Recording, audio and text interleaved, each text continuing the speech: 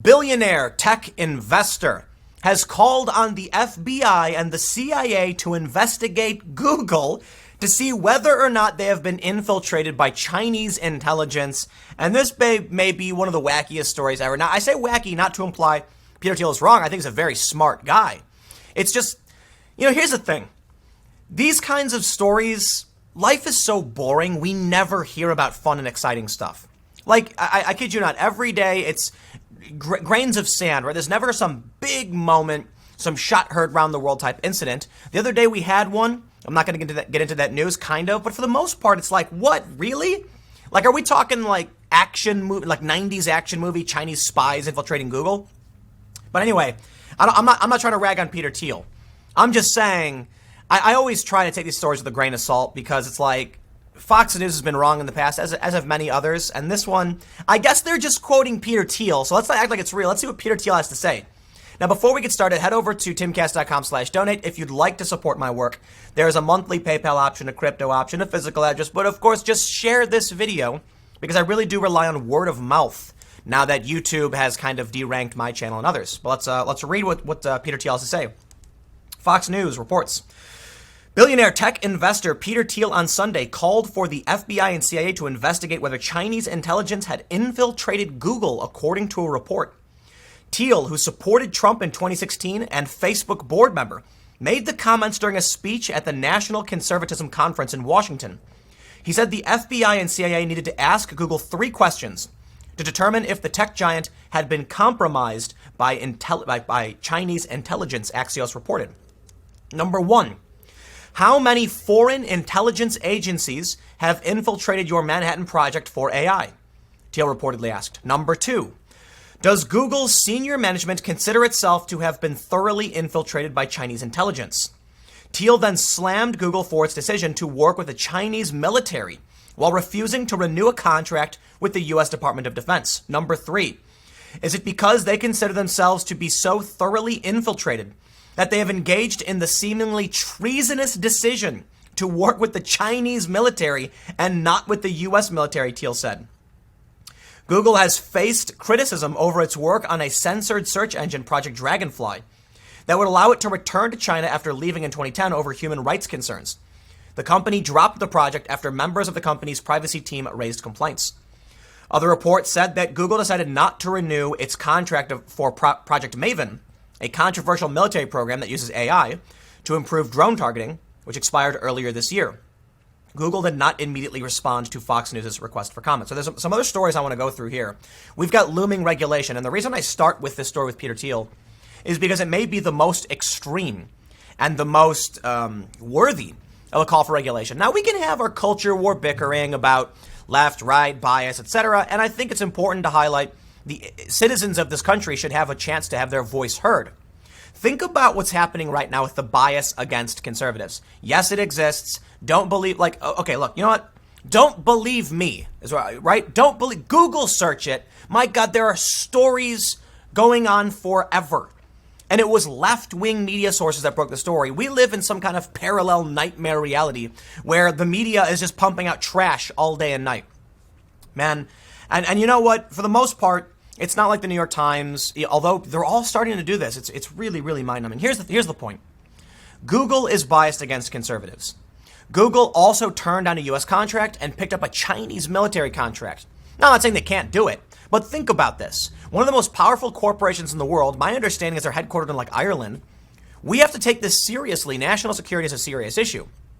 What's disconcerting is that we've come to a point now where we are not a global society, but we have international interests which can spark chaos and conflict between governmental interests. Okay, listen, it would be one thing if we had a globalist utopia where, there was open borders across you just go wherever you want. There was one world government. Let's say that existed. And then Google was like, we're going to go build this thing in China. You'd be like, I don't care. It's like Google saying they want to build something in Michigan instead of California. It's like all part of the U.S. That's not the case. We do not live in a global society utopia. We live in a world with conflicting interests and people who want to kill other people because they don't want you to take their stuff. China is at odds with us economically, as is Russia. You've got the NATO forces, you've got BRICS nations, there's competing economic interests, and Google which was started in the US, I'm pretty sure, it's hard to know for sure how these things operate, is now working with China. If Google does contract with China, using their resources they get through America, so think about it, they make money from us when we use their services. Okay, they're making money right now from you watching ads on my YouTube channel. I make most of the money, so I kind of like it, but think about it. 40% of that revenue goes to Google. Google then allocates funds towards building projects for China. At some point, the US government is going to say, full stop, what are you doing? You are taking funds from our citizens and supplying it to our adversaries. Now, where the line gets drawn, hey, I don't know. But I will say this.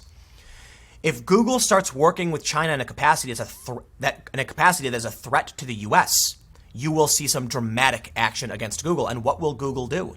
Will Google side with China? You know, that's where things get really scary. But so anyway, I digress. I want to go over this too. There's a lot of news in the regulation space. With what Peter Thiel is saying, rather shocking, we have a story.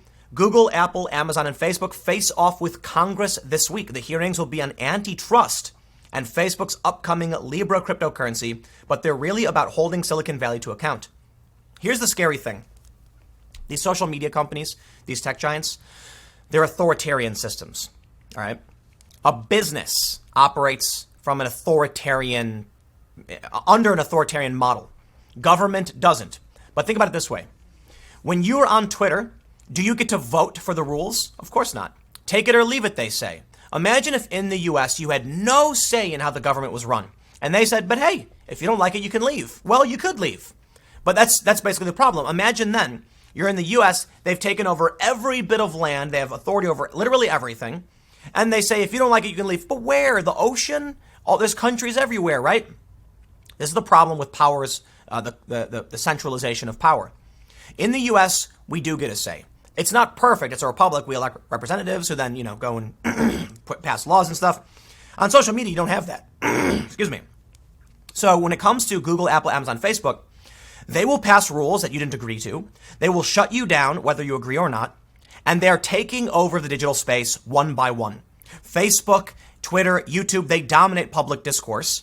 And you have Amazon, Apple, and Google dominating like app stores and Amazon dominating merchandising markets. You've got Amazon popping up. Because Amazon is becoming so prominent, you're getting all these shops shutting down. It's easier to order on Amazon than it is to go to the local grocery store. It's, not a grocery store, but like a department store. So, I've got a Walgreens by me. Should I go out of my way and go make my way to Walgreens, take time, or go on the computer, type in a few words, press enter, and then the next day it's there? It is so much faster just to let Amazon take care of it. But there's a problem in that. These big tech giants are taking over the commons, the marketplace, the water cooler. Our right to discourse, our ability to purchase things are being controlled by authoritarian systems that we don't have a say in. And that's when antitrust has to come in and regulation. But I'll say one more thing. There is an advantage to having massive centralized systems. YouTube, for instance, could not exist without subsidy from Google. Google loses money on YouTube. The way they dominated the video space is by giving a cut of ad revenue to the users. Think about it. It doesn't cost me a dime to upload a video to YouTube. YouTube hosts those videos for free. Well, that doesn't make sense. How does that work? Any other traditional system would require me to pay money for server space, but with YouTube it doesn't. Well, it's because YouTube is subsidized. Think about this. Not only do I not pay Google, they give me a cut of the ads that appear on the videos. So it is a loss for YouTube. They're making money. It's a lot of money they're making, but they're losing more. So without, if Google were to be broken up, YouTube might not survive. So think about this. Let's say Google crosses the line and becomes a threat to the US, and the US says we're going to break you up. They can say, okay, well, we're still centralized in China, giving us a massive technological and economic advantage. Why would Google want to leave then if they're making all their money there? The business has no allegiance to this country. And that's where things get scary when we're looking at massive multinational corporations that are unaccountable, that hold money overseas. They don't care what the U.S. government says. Take a look at Mark Zuckerberg. I'll give you a really good example of how dangerous things can get. Canada subpoenas Mark Zuckerberg and I think Sheryl Sandberg. They don't show up. They don't care. Think about what happens then when you get high-profile Google executives who say, you know what, we don't care about the U.S. anymore. We make more money in other markets, and they leave and stop showing up. What do? Do we cut off their infrastructure? Do we replace them? Do we nationalize it? I have no idea. Honestly, I have no idea. But I will say, Peter Thiel is a very smart guy. Okay? He's a very smart guy. He's the guy who took down Gawker. He's very wealthy. I don't know if he's being facetious when he's like, are you infiltrated by China? What are you doing? You know what I mean? Like, hey, why would you do that deal? Or if he's legitimately like, you're doing a Chinese military deal and you're turning down an American deal. Also, I want to add one last, so I'll end that point. I would take Peter Thiel's statements, with a grain of salt, but don't throw him out, right? It's interesting. He's smart. He knows things, okay? I'm pretty sure he's like Bilderberg meetings and stuff like this. But let me add one more thing. Google is now working with China, and it's controversial. But Google shuts down Google employees protest project. I think it was Maven or whatever. So you've got these social justice warriors negatively impacting our government while ignoring what Google does in other countries. Isn't that convenient? That the Russians and whoever else meddling in our social media and elections, propping up media companies in this country, are doing such a thing that damages military projects for the U.S. It's very interesting. Look, I can't say I'm happy when government powers expand. I like the idea of pulling back, but I also recognize there are foreign adversaries that are powerful too. It's hard to know how things should be balanced. But if you're someone who thinks the U.S. government is the greatest and only problem, you are dead wrong. Right now, China is imprisoning, like 1 million Muslims? Like, it's nightmarish over there, man. We're doing a good job here in this country. Let's make sure we have a strong United States, and we need to unify. But anyway, I'm not going to prattle on unifying and, stuff like that. The main point is, man, times are getting crazy. Life is kind of boring. These stories, I'm like, is this real? Come on, man. China sounds like a 90s action movie, but you know what? Sometimes things happen. We can't just have an optimism bias and assume everything's going to be the same. Things will change, and sometimes they change quick. Stick around, more segments to come, and I will see you in a few minutes.